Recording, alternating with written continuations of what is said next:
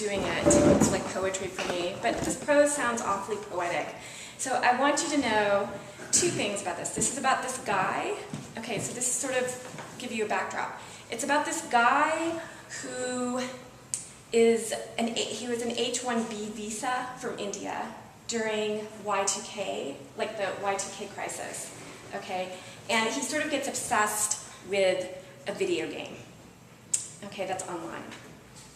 Okay, so that's like basically the background. Okay, so this is Minotaur Story Part 1, The Game. It's late 90s America. We're in the fin de siècle panic of Y2K. Bugs are in the system. Bugs are out to play. I, Manil Shivamurthy, am one of the many tech workers with temporary H-1B visas come to the US to say, no tension between old world code and new world order. No explosions of nuclear power stations. We will fix it. We will update the software and operating systems. We have come for Cyberdag for the duration. A colony of techno-coolies in New Brunswick, New Jersey, working day and night and day to avert millennial disaster. Fried from all-night coding, with little time to adjust, hang out, relax, or visit the Statue of Liberty, we are English-speaking, computing smithies with excellent quality degrees. We are experts in compatibility, aligning yesterday with tomorrow. Nikhil, Raju, Manil, Devinder, Ramesh. No tension, but everyone is excitable in a powerful state of suspension.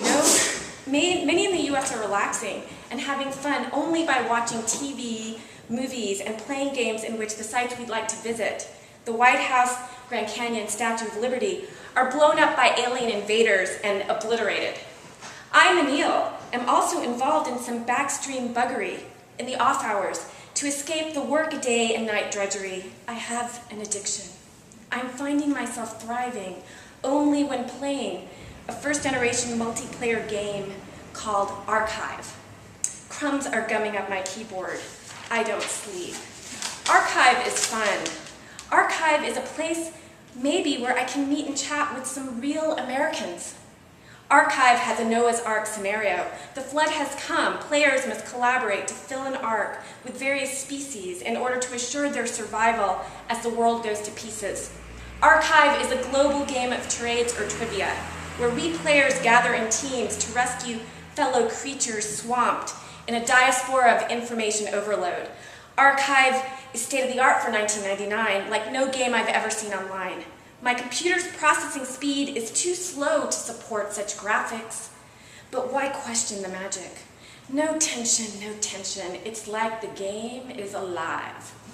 When you begin to play the game, Archive assigns you with your own personal identity card, an entry visa consisting of a random letter from the alphabet, vowel or consonant, along with a unique avatar. You have no choice in your identity. The game stamps you. You can't decide what avatar you're reborn into, unlike the Hindu Trimurti Brahma Shiva Vishnu. Your identity can be anything from human history, animal, vegetable, mineral. When you first start out, your identity is invisible. Nobody knows who you are except as A, B, or C in a vast ocean of alphabet soup. But you could really be a person. Jack and the Beanstalk, Jack and Jill, or Jack in the Box. You could be a place, the Grand Canyon, Wonderland, the Golden Gate. You could be a concept, a particle, a body part, a weapon, real or imaginary, anything spurious or useful or silly or brutal in the toxic flood of the global info urinal. You're like Humpty Dumpty after the fall. All the king's horses and all the king's men can't put you together again because no one knows you for shit. No one even knows you're an egg. Like a low-rent sphinx, you provide alliterative clues from your self-wreckage, using words starting with your random letter only. You're allowed to post up to 3 clues, no longer than 300 characters total.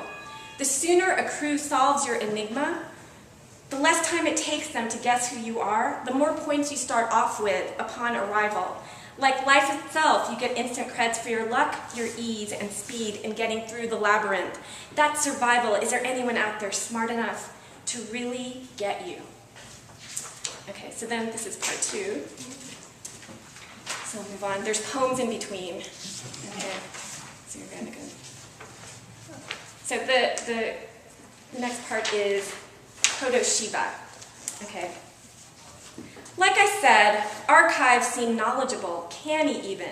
In my case, my randomly assigned letter M began with the first letter of my birth name, Menil, and my avatar's name, Minotaur. I wonder if this pileup of auspicious coincidence, this initial allitter of ease, was the beginning of my end, the Ouroboros snake interface which swallowed me into the game permanently.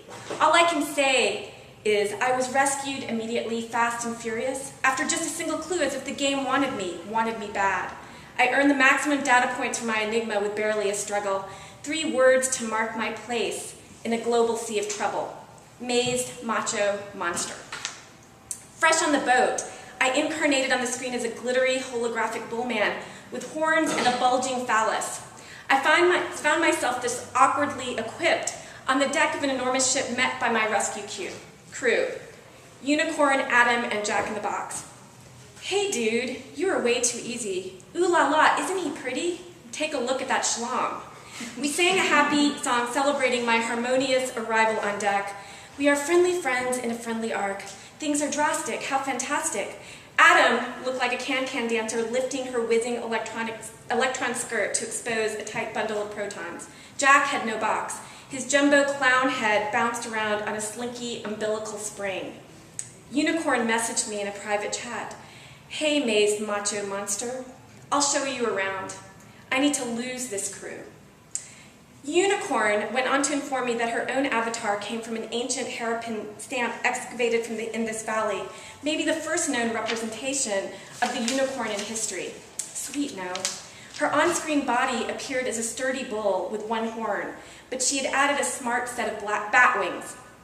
Unicorn demonstrated her moves. Look, now my wings are a ninja burqa. Now a helicopter propeller. It's like, watch out, motherfuckers, I'm jailbait with a 5,000-year-old soul. May I respectfully ask, what is your age in real life, Miss Unicorn? Young, very young. You can call me jailbait. Then she added, but hey, for all intents and purposes, I could be Chewbacca. I could be Nosferatu. A 1-horned Pegasus taking wing out of the guts of Medusa. Don't fuck with me. Unicorn propelled us through a most dizzying array of decks, cabins, rooms, even a whirling indoor aquarium where players could take a baptismal dip with exotic species of fish. Archive was like a carnival cruise where, according to Unicorn, you can waste a lot of time talking smack with horny losers, or if you were so inclined, you could commune with the divine. You see, it's all about the avatara. Unicorn used a Sanskritized version of the word avatar. We had passed through Mabaya Strip and Club Medusa and were on the top deck with a panoramic view of the entire ship. All around us was a phosphorescent ocean, thick and pulsing like magma. The Avatar, I asked. Yep, the gods of the game, said Unicorn. Of course, she continued. The Sphinx is the most glammed out and depraved Avatara of all. Unicorn pointed me towards the lower deck. She's a showgirl colossus. She's an oracle on acid. We zoomed in. The Sphinx's neon tongue hung down to the ground like hollies. Words scrolled down her tongue. Come back into the womb. Her body flashed with blinking cursors. Unicorn explained, the cursors represent open enigmas, you know, like you, mazed macho monster, before my crew solved you. The Sphinx is our mama. Am I perhaps allowed to team with you also, Madam Unicorn? I spoke with exaggerated formality as if to counter my awkward porn star display. Unicorn, who talked like someone's fantasy of a freakishly bright American schoolgirl, was unfazed. Call me jailbait. Look, it really sucks you can't pick your crew, but if we show up at the same time, we have a better chance of being teamed up together on any given day. Okay, I wanted to move forward so that you get introduced to another character. This is not in the chapbook, but I thought you might like this, and then I'll stop. Okay, so this is the Unicorn's buddy. Unicorn solved Schrodinger's cat. Okay, so this is this next section called Scat. As I may have mentioned earlier, Unicorn was on the crew that solved the enigma of Schrodinger's cat, buried boson, binary bundle, bird battler. Schrodinger's cat, Scat for short, was one spooky kitty. Scat incarnated on the screen like the hip-hop god of quantum uncertainty, a double-headed, double-tailed, dead live cat. One head had the face of a white, adorable kitten with pink ears, while the other head looked like a mini dinosaur skull with a sickly radioactive glow. Ditto for the tails. One plush white, the other a whip of glow-in-the-dark vertebrae. Scat's fluffy fat cat body stood up on 2 paws and was additionally blinged out with a giant gold collar that read Scat in caps on the medallion. Where Unicorn was chatty, Scat was evasive, refusing to provide or invent a personal history. Scat had the habit of talking by quoting lyrics from international hit songs.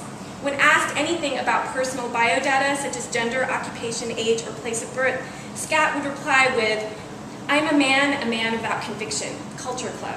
Or, "I thought I could organize freedom, how Scandinavian of me, Bjork." But Scat's annoying habit of lyric sampling was rumored to promote flashes of insight in solving riddles, and it was true. Okay, so I'm going to stop there.